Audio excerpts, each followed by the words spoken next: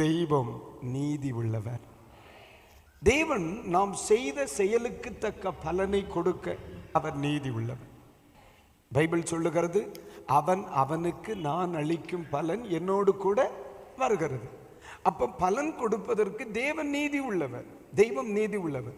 அவர் நீதி உள்ளவராய் இருக்கிறதுனால தான் இன்னைக்கு தப்பி நான் மீதம் இருக்கிறேன். இந்த வார்த்தையை சொல்ல முடியும் என்று சொல்கிறவர்கள் கைகளை உயர்த்தி கர்த்தருக்கு ஸ்தோத்திரம் சொல்லுங்க. ஆண்டவர் நீதி உள்ளவர்.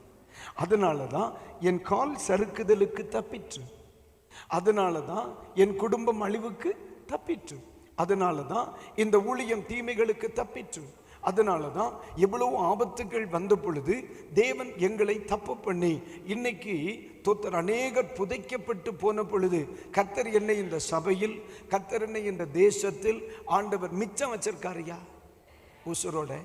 அல்லேலூயா, கர்த்தருக்கு ஸ்தோத்திரம். ஆண்டவருக்கு நன்றி சொல்ல முடியுமா இல்லையா? ஆண்டவருக்கு நன்றி சொல்ல முடியுமா இல்லையா? அப்போ ஆண்டவருக்கு சொல்லுங்க, ஆண்டவரே இந்த புதிய வருடத்தில், இந்த புதிய முதல் ஞாயிற்றுக்கிழமையில் என்ன மிச்சம் வச்சிருக்கிறீங்க ஆண்டவரே. கொரோனா காலத்தில் மேலே நாடுகளில் உள்ள ஒரு சில வீடியோக்கள், அதாவது கரன்சி டாலர்ஸ் எல்லாம் ரோட்டில் காற்றுல என்ன செய்தாங்க, பறக்க விட்டாங்க. நீங்கள் பார்த்தீங்களான்னு தெரியல, கொண்டு ரோட்டில் கொட்டுறாங்க, காசை தூக்கி எறிகிறாங்க. ஏன்னா பணத்தினால் பிரயோஜனம் இல்லை, உணவுகள் இல்லை. 2, பணம் இருக்கிறது, மருத்துவமனையில் இடம் இல்லை. பணம் இருக்கிறது, மருந்து இல்லை.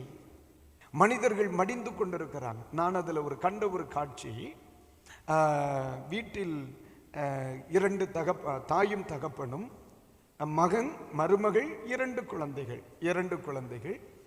அவங்க அப்பா அம்மாவுக்கு, அதாவது அந்த வீட்டின் முதியவருக்கு கொரோனா வந்துருச்சு. பெரிய செல்வந்தமான வீடு.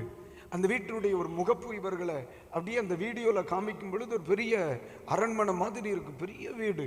ஆனால் என்ன பிரச்சனை, அவங்க 2 பேரும் காரில், டாக்டர் டிரைவர்ஸ் இல்லை, அந்த ஐயா ஓட்டிட்டு ஹாஸ்பிட்டல் போய் ட்ரீட்மெண்ட் முடிச்சு வீட்டுக்குள்ளே வராங்க.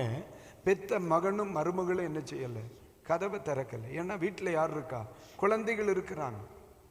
அவர் வைத்த வீடு ஆனால் பூட்டி கிடக்கு, அவர் வச்ச வீடு கேட்டு பூட்டி கிடக்கு, வீட்டில் ஏத்தல. காரணம் என்ன, கொரோனா வந்துருச்சு, நீ சாக போறா, நீ போறதே போற, எங்களையும் கொண்டுட்டா போறா. இப்ப யோசிங்க, இத்தனை வருஷம் மூச்சு பிடிச்சு சம்பாதிச்சது, இத்தனை வருஷம் பிரயாசப்பட்டது. அதனாலதான் கரன்சி தோத்திரம் கடை ஓரத்துக்கு வந்துச்சு, அதனாலதான் கரன்சி ரோட்டோரத்துக்கு வந்துச்சு. காரணம் என்ன, பணம் இருக்கு, மருத்துவம் இல்லை. பணம் இருக்கிறது, மருந்து இல்லை. பணம் இருக்கிறது, அதற்கான இடம் இல்லை. அப்ப நல்லா கவனிக்கணும், தேவன் நீதி உள்ளவராக இருந்ததினால் நான் தப்பி மீந்திருக்கிறேன். வேற ஒண்ணுமே கிடையாது. அல்லேலூயா.